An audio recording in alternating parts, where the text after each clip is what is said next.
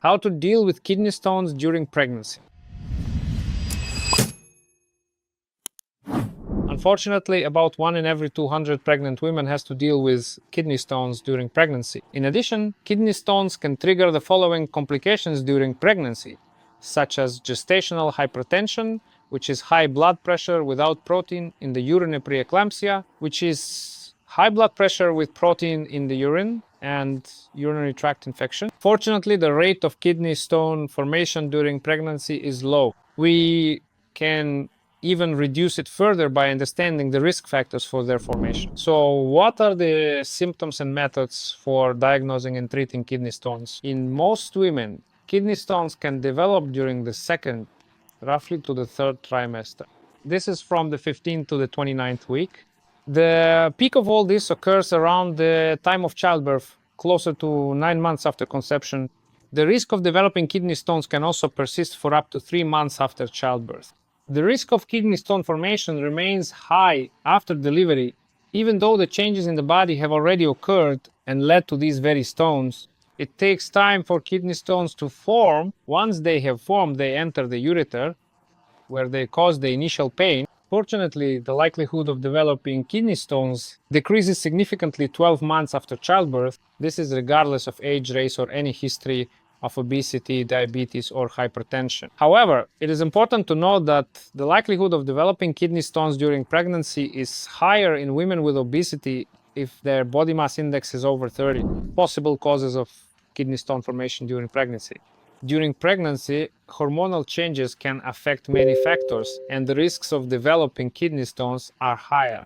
For example, an increase in the hormone progesterone leads to decreased peristalsis of the ureter. Ureteral peristalsis is a series of continuous contractions in the ureter that help propel urine from the kidney into the bladder. Additionally, as the uterus expands, it can compress certain parts of the urinary tract, leading to hydronephrosis. Hydronephrosis occurs when urine is retained in the kidneys and does not flow freely into the bladder. Fortunately, this usually resolves within 4 to 6 weeks after childbirth. Let's imagine a situation where urine does not drain well, either due to hydronephrosis or decreased peristalsis. In this case, it stays in the kidneys longer, which can lead to the formation of stones.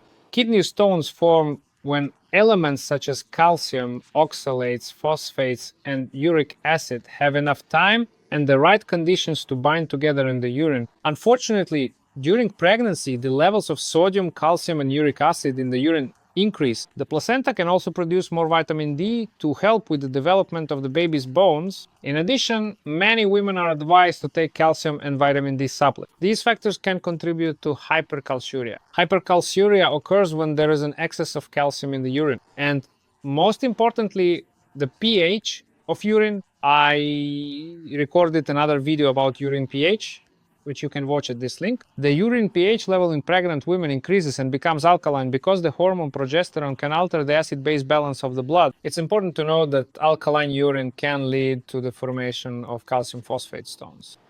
This is why the most common type of kidney stones in pregnant women are calcium phosphate stones, which form abundantly in alkaline urine. When urine becomes alkaline, with a pH greater than 7.5, calcium can bind with phosphate instead of oxalate. Thus, the change in urine pH explains why calcium phosphate stones are more common in pregnant women. In addition to the physical changes associated with pregnancy, I will now tell you about conditions and habits that can lead to kidney stones in pregnant women. Diabetes, hypertension, chronic kidney disease, gout, and smoking. In one of the confirmed cases, there was a study that the most common symptom of kidney stones in pregnant women is flank pain.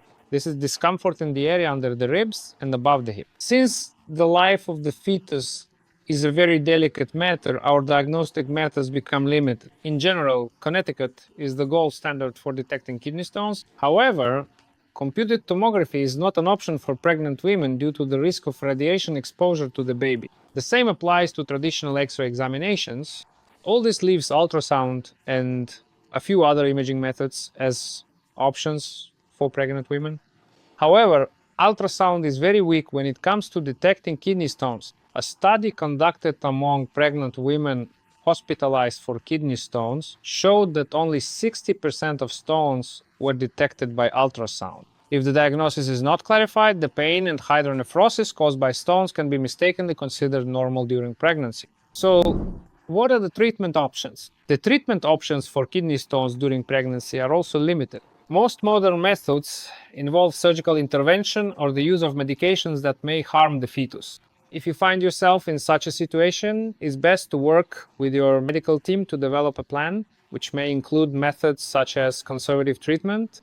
That is, everything that does not involve surgical intervention. This is when you can manage the pain in your kidneys and pass the stone from that kidney, provided you do it correctly. And the rate of stone passage with conservative treatment is about 70 to 80%. However, this percentage may be overestimated due to incorrect diagnosis and lack of follow-up. In addition, you can add citrate to the water, for example, from citrus fruits, and magnesium, as they reduce the formation of new stones. Please note that non-steroidal anti-inflammatory drugs are best avoided for the safety of your fetus. Ureteroscopy. If conservative treatment is ineffective, your doctor may recommend ureteroscopy. This procedure is performed under spinal or general anesthesia. It involves inserting a surgical instrument through the urethra into the bladder and then into the ureter, or even all the way up to the kidney if necessary.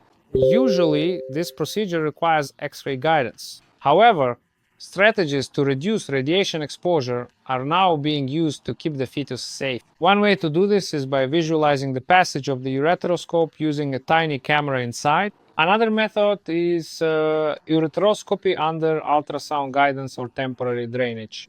Temporary drainage involves the use of a urethral stent or a nephrostomy tube. Although this approach is invasive, it is faster, performed with minimal anesthesia, and does not require radiation exposure. A urethral stent is a small plastic tube that is placed inside the ureter through the urethra. This helps urine pass from the kidney to the bladder. A nephrostomy tube is a thin plastic tube that is inserted from the back through the skin to drain urine. Then the urine flows into a collection bag, which is worn outside the body. Please note that both devices are short-term solutions for urine drainage. Since urine diversion reduces pressure on the kidney, the pain decreases. I hope you found it interesting to hear about kidney stones during pregnancy. So please like, subscribe, and feel free to leave your comments. I will definitely reply to them. If you or your relatives have urolithiasis, feel free to contact me via private messages or direct. I will definitely help you.